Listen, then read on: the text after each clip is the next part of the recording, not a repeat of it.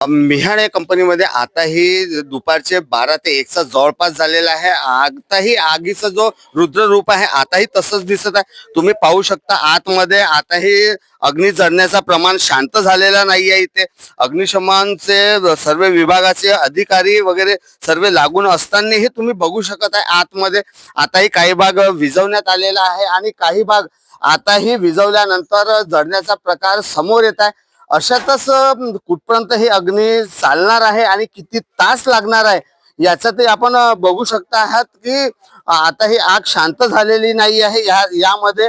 तर अशातच आपण बघत आहोत की आता अग्निशमनचा आणखी एक बंबा लावण्यात येत आहे. याच्यामध्ये पाईप लांबवण्याचे काम होत आहे. अशात आता बघायचे हेच आहे की याच्यामध्ये मालक काय बोलतील.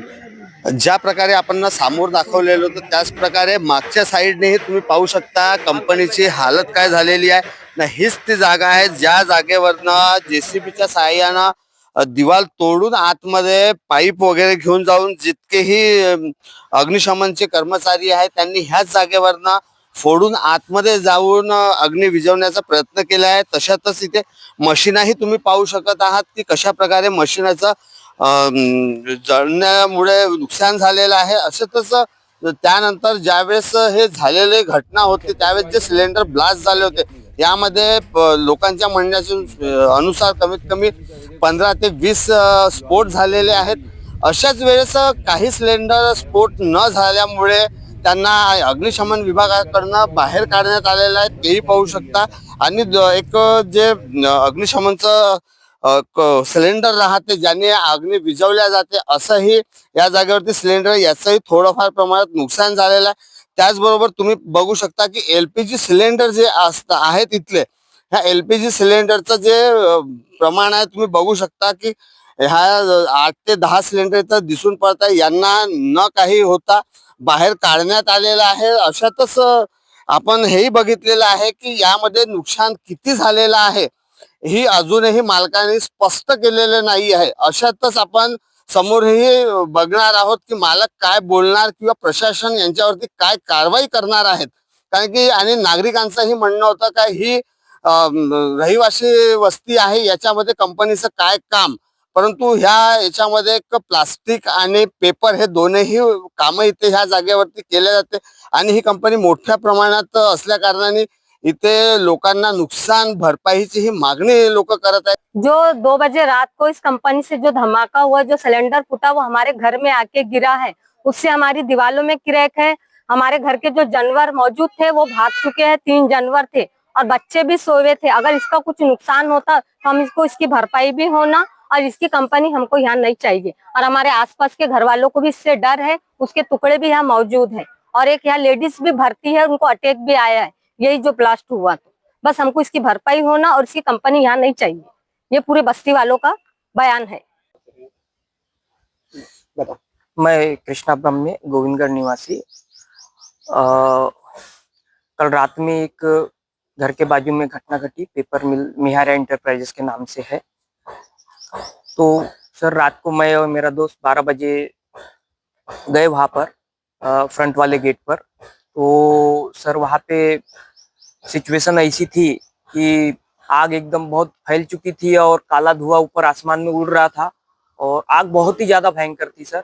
और पेट्रोलिंग गाड़ी पुलिस वाले की आई थी, उन्होंने फायर को फोन किया। फिर उसके बाद में उनकी पुलिस वालों की मालक से बात हुई, ताला तोड़ने का परमिशन लिया। फिर उसके बाद ताला तोड़ा गया सर फायर की गाड़ी के लिए और लगभग उसके आधा पौन घंटा बाद, लगभग 1 पौन बजे के बाद लगभग फायर की गाड़ी आई और फायर वालों ने अपना काम चालू किया सर। लेकिन सर धमाका जो सिलेंडर फटा वहां पे, तो धमाका सर इतना तीव्र था कि हमारे घर पे, जो ये हमारा घर है, यहाँ पे काफी ज्यादा वाइब्रेशन हो रहा था सर। इवन बेड हिल रहे थे, खिड़की दरवाजे ये सब वाइब्रेट कर रहे थे सर। आप जब पहुंचे वहां पे तब सिलेंडर फटे हुए थे कि फटने के थे? नहीं सर, जब मैं पहुंचा, जब फटने का था उसके 10 मिनट बाद सर पहला धमाका हुआ है। बहुत ज्यादा तीव्र था सर। ऐसे कितने धमाके हुए टोटल? लगभग सर ऐसे धमाके लगभग 17-18 धमाके हुए हैं सर। सर हम प्रशासन से ये चाहते हैं कि ये डोमेस्टिक एरिया है, यहाँ पे डोमेस्टिक एरिया से चिपक कर इंडस्ट्रियल एरिया नहीं होना चाहिए और ये इंडस्ट्रियों पे बैन लगना चाहिए परमानेंटली। काही जे नुकसान लोकांचं झालेलं आहे या कंपनीमुळे, अशातच आता बघावं लागेल की कंपनी किंवा प्रशासन काय मदत नागरिकांना करणार आहेत आणि काय समोरची लोकवस्तीतले लोक काय म्हणतील तेही बघून घेऊया. आज पाटला एकच्या जवळपास जी आग लागली होती मिहाड या कंपनीमध्ये उपलवाडी परिसरामध्ये, याच्यामध्ये आता आपल्यासोबत इथले सरपंच साहेब आहेत. यांचं काय म्हणणं होतं, काय रात्री घडलेलं होतं ह्या जागेवरती आणि कशा प्रकारचं रौद्र रूप इथे होतं ते आपण बोलून विचारपूस करू. दादा, काल तुम्ही इथे आलेले होते रात्रीच्या वेळेस, कसा प्रसंग तुमच्या डोळ्यासमक्ष होता, काय सांगाल? काल रात्री इथून स्थानिक लोकांचे फोन आले की भैया आवाज होत आहे, हे होत आहे, ते होत आहे. म्हणून लगेच मी तातडीनं इथं आलो. जेव्हा इथे येऊन बघतो तर कसं युद्धभूमीवर ज्या प्रकारे कोणीतरी रॉकेल बॉम्ब ब्लास्ट करतो त्या प्रकारची इथं एकदम परिस्थिती होती. इथं परिस्थिती असताना इतकं भयंकर वातावरण होतं की पूर्ण आगीच्या लपटा खूप उंचावर जात होत्या, ब्लास्ट होत होते, जसं की कोणतरी बम वगैरे टाकत आहे. विशेष म्हणजे कसं आहे, या कंपनीची भिंत आणि हे तुम्ही बघू शकता इकडे आमच्या वार्ड क्रमांक 1 ची घरं लागूनच आहे. त्यामुळे आमच्या गावातल्या लोकांना या आगीचा कोणताही चटका भासू नये यासाठी आम्ही रात्री शक्यतो जेवढे आमच्याकडून प्रयत्न झाले आम्ही तेवढे प्रयत्न केले. दमकल विभाग आले, पोलीस विभाग आले, सगळ्या पोलीस विभागाने आम्हाला खूप खूप मदत केली. जसं कपिल नगर झालं, कोराडी पोलीस स्टेशन झालं, यशोधरा नगर, तिन्ही पोलीस स्टेशनचे पोलीस कर्मचारी आतापर्यंत इथेच होते आणि आताही आहे. दमकल विभागाने आपलं काम मस्त चांगल्या पद्धतीनं पार पाडलं आणि रात्री 2:30 वाजता जी जेसीपी कधी भेटत नाही ते बिचारे जेसीपी वालाही आपल्या मदतीला आला आणि जिथे जिथं आपल्याला आगीवर नियंत्रण करायचं होतं आपण वेळ प्रसंगी आपण भिंती तोडल्या आहे आणि टिनाचे जे सेट जे होते ते पण तोडले आहे. ते तोडून आपण जेसीपी आणि दमकल विभागाच्या गाड्या आतमध्ये आगीवर नियंत्रण ठेवण्यासाठी पाठवल्या होत्या. तुम्ही वस्तीमध्ये जाऊन फेरफटका मारलेला असेल रात्रीचा, अशा वेळेस काय परिस्थिती होती वस्तीतली आणि काय नागरिकांचे भीतीपोटी काहीतरी कोणाचा तरी अटॅक वगैरे असं आल्याचा एक प्रसंग समोर आल्यात, अशा तुमच्या निर्देशनात काय आलाय समोरच्या बाबी? नाही, काल मी जेव्हा येतो होतो तर माझ्या गावातले लोक माझ्या सोबतच होते सगळे आणि असा काही भाग नाही झाला. पण इथून जे ब्लास्ट झाले, ब्लास्टमुळे जे तुकडे वगैरे जे आहेत टिनाचे म्हणा याचे म्हणा हे सगळे गावात आजूबाजूच्या परिसरात पसरले. आता स्लॅबची घरं वगैरे असल्यामुळे तेवढी काही हानी झाली नाही. आणि तुम्ही जे बोलताय की अटॅक वगैरे आला बा, तर त्याच्याबद्दलची माहिती सध्या माझ्यापर्यंत नाही आहे.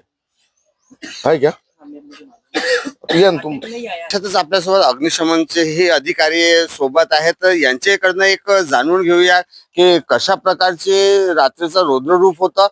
सर, काल रात्री तुम्हाला कॉल कशा प्रकारे आला होता आणि किती वाजता जवळपास तुम्ही इथे पोहोचलेले आहे, काय सांगाल? 1:02 कॉल झालेला आहे. कॉलचं काम ते फोन आलेला होता. 1:02:30 गाड्या रवाना झालेल्या आहे. नरेंद्रनगर, सिव्हिल, काटम, आपलं त्रिमूर्तीनगर, नरेंद्रनगर, कळमना, वाटोळा या अशा एकूण 6 ते 7 गाड्या कामटे इथे स्पॉटवरती होत्या.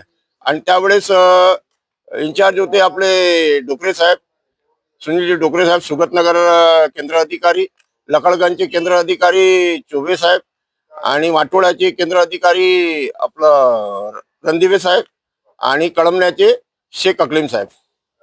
आणि त्या माध्यमातून कसं आहे की आग रुद्र असल्यामुळे आगीवरती नियंत्रण करायला थोडा मशागत झाली, तरी पण ती आता मशागत घेऊन आग कंट्रोलमध्ये आहे. आता कुलिंगचं कार्य सुरू आहे. याच्यानंतर आपण असंच बघत राहूया की मालक काय बोलणार आहे, कारण की अग्नी आता ही विझलेली नाही आहे ना. अशातच कुठपर्यंत ही अग्नी किती वेळपर्यंत इथने चालणार आहे, कारण की हा अग्निकांड जो आहे हा काल रात्री 1च्या जवळपास सुरू झालेला आहे. त्याचबरोबर इथे पाहण्यात येतं की करोडो रुपयाचं नुकसानही झालेलं आहे, परंतु मालक एकही शब्द यावरती बोलायला तयार नाही आहेत.